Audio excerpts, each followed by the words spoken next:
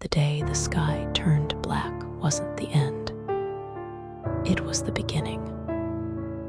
On March 22, 2024, at exactly 3:33 p.m. Pacific Time, the sun vanished without warning across Earth. Day became night in a matter of seconds. The global satellite network failed. Every telescope aimed towards space showed the same thing: a perfect, seamless darkness enveloping the planet. The media called it the veil. No one knew what it was. No stars, no sun, no reflection, no heat loss, just a void that hovered over Earth like a curtain drawn across the cosmos. But as days passed, strange phenomena began. People started hearing voices. Some said they saw reflections of themselves doing impossible things, murdering, loving, running from invisible enemies in shadows and mirrors. In cities around the world, reports of double realities surged. In London, a train arrived at a platform that hadn't existed in over 100 years. In Tokyo, people vanished into buildings that weren't there. And in Los Angeles, something stepped through the veil. Detective Alara Quinn of LAPD's Special Tech Crimes Division had seen a lot in her time. But this wasn't tech. It was something else. She stood in the middle of Sunset Boulevard, where a translucent arch had formed overnight, a ripple in the air, like heat on pavement. Only vertical, humming. Through it, she saw a version of LA bathed in neon shadows, with architecture that shimmered like crystal, and people with golden eyes walking alongside humans. A voice came through the arch. "Alara Quinn, you are needed." Then the arch vanished. 2 hours later, a man appeared in her apartment. Tall, pale, dressed in clothes that shimmered like they were sewn from starlight. He introduced himself as Lucian. "I am a sentinel of the continuum," he said. "The veil is a boundary between parallel dimensions. Earth has touched too many at once.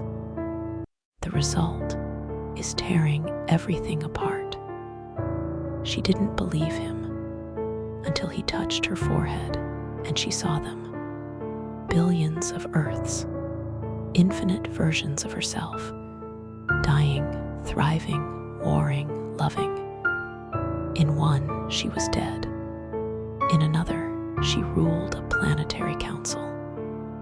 In yet another, she stood beside Lucian, holding his hand. The vision faded. "What do you want from me?" she asked. "You're an anchor," he said. "Rare. You exist in perfect sync across the multiverse. That makes you a fixed point.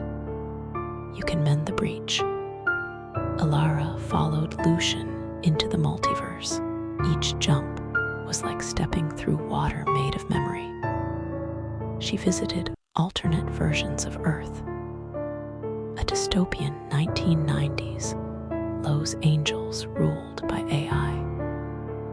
A utopia where humans and aliens coexisted, and the sky shimmered like a dream. A world where her father had never died in the line of duty, where she lived without grief. It broke her heart. It showed her what could have been. But it also showed her the threat. A fractured version of herself, named Allura, was actively tearing through dimensions, trying to merge all versions of herself into one eternal being. She had discovered that being forgotten in one universe gave her power in others. With each version consumed, she grew stronger. She wanted to shatter the veil completely, to become singular. Only Alara could stop her. The final confrontation happened on the edge of a collapsing world, a dimension caught in between collapse and rebirth. Floating cities spinning through space-time rifts, Alara and Lucian tracked Allura to a monolithic structure pulsing with energy. Inside, walls were made of memories, living moments of every Alara that had ever existed. Laughter, screams, gunfire, heartbreak, all woven into the walls. I remember all of them, Allura said, stepping from the shadows. She looked identical to Alara, except her eyes glowed with the same void that blanketed Earth. I know what we lost, what we loved. I'm not the villain, I'm the cure. I will make us whole. Alara raised her pulse gun. You'll erase everyone else in the process. They were never real, just echoes. Why protect shadows when you can become the light? Lucian stepped forward. You're not light, you're collapse. The battle was mental as much as physical. Every punch, every shot, echoed across thousands of timelines, buildings shattered in one world, mended in another. Alara fought with fists and fears, while Allura unleashed memories as weapons, images of Alara's mother dying, her partner betrayed, her own failures. But then, Alara saw Lucian bleeding, trying to protect her. I've seen you in 1,000 lives, she whispered, holding him. And in everyone, I choose to protect others. That's what makes me who I am. Allura faltered. You want to be whole, Alara said, stepping closer, but I already am. She pressed the anchor crystal Lucian had given her against Allura's chest. A blinding flash of light. The multiverse screamed, and then silence. When Alara awoke, she was back in her apartment. Sunlight poured through the window. The veil was gone. News reports were confused. Strange weather blackouts. Mass hysteria. The world had forgotten the crisis. But she remembered. So did Lucian. He stood on her balcony, no longer dressed in starlight, just jeans and a t-shirt. Looks like your world survived, he said.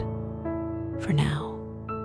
He walked to her, placed something in her hand, a small silver coin etched with symbols from 100 dimensions.